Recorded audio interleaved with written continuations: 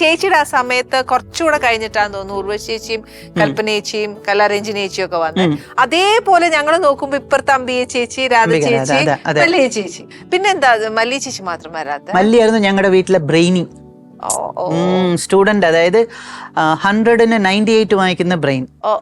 ഞാനൊക്കെ വന്നിട്ട് 50-ല് 7 കിട്ടിയാൽ തന്നെ വലിയ കാര്യം, രക്ഷപ്പെട്ടു. അതന്നെ ഞങ്ങളുടെ വീട്ടിലെ ബ്രെയിനി എന്ന് പറയുന്നത് ഒന്ന് മല്ലിക, പിന്നെ ഏറ്റവും ഉള്ള അനിയൻ സുരേഷ്. ഇവർ രണ്ടുപേരുമാണ് ബുദ്ധിയുള്ള ഡോക്ടർ ആവേണ്ട ആളാ മല്ലിക.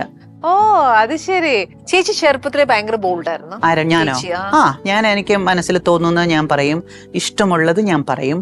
പിന്നെ അതേപോലെ സെന്റിയും തന്നെയാണ്, പക്ഷെ എങ്കിലും ഇഷ്ടമുള്ളതും മനസ്സിലുള്ളത് മറ്റുള്ളവർ തെറ്റ് കണ്ട് അപ്പൊ ചേച്ചി റിയാക്ട് ചെയ്യും? ഇല്ല, അത് ചെയ്യില്ല. എന്തെങ്കിലും കണ്ടു കഴിഞ്ഞാൽ മിണ്ടാതിരിക്കും ഞാൻ. പക്ഷെ അത് എന്റെ മുഖം കാണുമ്പോ അവർക്ക് മനസ്സിലാവും ചേച്ചിക്ക് ഇഷ്ടപ്പെട്ടിട്ടില്ല എന്നുള്ളത് അല്ലേ? മനസ്സിലാവും. പക്ഷെ ചേച്ചി പറയില്ല. പക്ഷെ ചേച്ചിയുടെ വർത്താനത്തിലും ഇത്രയും നേരം വർത്താനം പറഞ്ഞാലും ഇപ്പൊ കഴിഞ്ഞ ഒരു 10-15 വർഷമായിട്ട് ഞാൻ പറയും.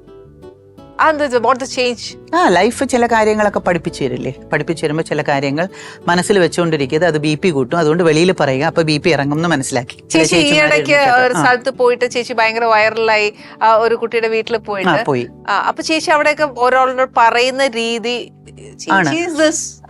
എനിക്ക് അങ്ങനെയല്ല. ഒരു ഡെത്ത് നടന്നു, എനിക്ക് എവിടെ പോകണമെന്ന് ആഗ്രഹം ഉണ്ടായിരുന്നു. അപ്പം മദ്രാസിൽ നിന്ന് പോകുമ്പോൾ 10 മണിക്കൂർ. അപ്പം ഞാനൊരു ഫംഗ്ഷന് വേണ്ടി ഗുരുവായൂർ പോയപ്പോൾ ഞാൻ ചോദിച്ചു ആ കൊച്ചിൻ്റെ വീട്ടിൽ പോകാൻ എത്ര സമയം? ഇവിടുന്ന് 3.5 മണിക്കൂറേ ഉള്ളൂ വെച്ച് ഞാൻ പോയി. എൻ്റെ മനസ്സ് പറഞ്ഞു പോകണമെന്ന്. അതുകൊണ്ട് ഞാൻ പോയി അച്ഛനും അമ്മയും കണ്ട് സംസാരിച്ചു. അപ്പോൾ അതിൻ്റെ ഇടയിൽ കുറച്ച് ആൾക്കാർ സംസാരിക്കാൻ വന്നു. ഞാൻ മനസ്സിൽ ഫീൽ ചെയ്ത് ഞാൻ സംസാരിച്ചു. പിന്നെ ഞാൻ ഒരിക്കലും വാക്കുകൾ കൊണ്ട് വേറൊരാളിനെ വേദനിപ്പിക്കാറില്ല. അതുകൊണ്ട് വേറൊരാൾ വാക്കുകൾ കൊണ്ട് എന്നെ വേദനിപ്പിച്ചാൽ അതങ്ങോട്ട് ഇരുന്ന് കൊടുക്കുകയില്ല, കേട്ടോണ്ടിരിക്കില്ല. ഇല്ല, അത് പറയേണ്ടത് പറഞ്ഞിരിക്കും. അപ്പൊ ചേച്ചി ഇപ്പൊ മീഡിയയിലൊക്കെ നമ്മൾ അങ്ങനെ പറയുമ്പോ നമുക്ക് നെഗറ്റീവ്സ് വരില്ലേ? വന്നോട്ടെ. ഇപ്പൊ മീഡിയയിൽ അല്ലെങ്കിൽ നെഗറ്റീവ് അല്ലാതെയാണോ വരുന്നത്? നിങ്ങൾ നല്ലത് പറഞ്ഞാലും 60% നെഗറ്റീവായിട്ടേ പറയൂ. 40% ഉള്ള നല്ല ആൾക്കാർ സംസാരിക്കുന്നത്. പല ആൾക്കാർ ഇപ്പം മലയാളം യൂട്യൂബ് ചാനലും 2-3 ചേട്ടന്മാരും 2-3 ചേച്ചിമാരും ഒക്കെ ഇരുന്നാലും 2-3 ചേട്ടന്മാർക്ക് ഭയങ്കര അസുഖമാണ്. അവരിരുന്ന് ആവശ്യമില്ലാത്ത കമൻറ്റ് എന്തോ ഞങ്ങളുടെ വീട്ടിൽ ഞങ്ങളോടൊപ്പം ജീവിച്ച പോലെയും എൻ്റെ ചേട്ടനെ പോലെയൊക്കെ സംസാരിക്കുന്നുണ്ട്. വളരെ മനോഹരമായ വൃത്തികെട്ട ഭാഷയിൽ സംസാരിക്കുന്നുണ്ട്. പക്ഷേ എനിക്ക് ആദ്യം ദേഷ്യം വന്നു. പിന്നെ ഞാൻ വിചാരിച്ചു പാവം, അങ്ങനെ ചെയ്യുന്നുണ്ടല്ലേ വ്യൂസ് കൂടുന്നത്.